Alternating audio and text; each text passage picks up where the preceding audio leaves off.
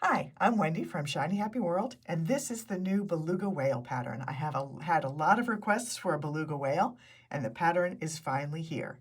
Here's how to make it.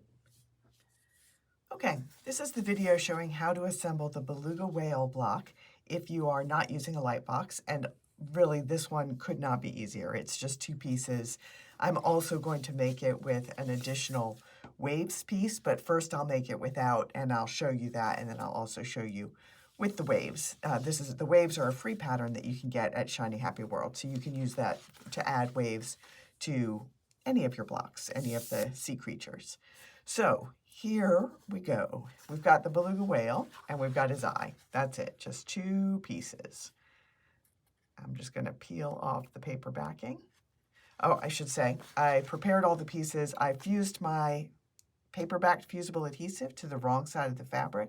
And then these dotted lines I transferred to the fabric side of the paper. Just hold it up to a window, any light source, and you'll be able to see those lines really clearly through the fabric, even a dark fabric, but it's especially easy on a light fabric like this. And I decided to give this one the optional eyelashes, so I also traced those eyelashes.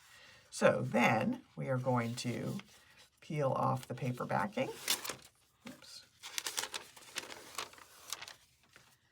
And then I'm going to line this cut edge up with the raw edge at the bottom of my block, because I design most of my blocks what I call snapshot style. So I want it to look like I have taken a photo of a beluga whale and I've just zoomed in on his face. And to get that look, I'm going to line those edges up so that when I sew the blocks together, that edge is going to be trapped in the seam allowance and it'll give that illusion. And now we just need to add the eye. Just put that right where our marking is. And you can see where I can add some waves at the bottom in a later version of the block. But now I'm going to just take this over to my ironing board. I'm going to fuse everything down, do all of the outline stitching, and then I'll bring it back and show you the finished block and a couple of other versions that I made in different colors. All right, here is one finished beluga whale. This one's made in pretty realistic colors, but I have a couple more versions that I made.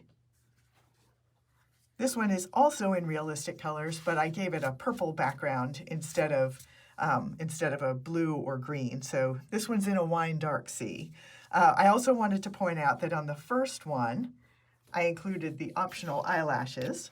And here you can see what he looks like without the eyelashes. And I did one more version. This one is in totally crazy colors, but I love him.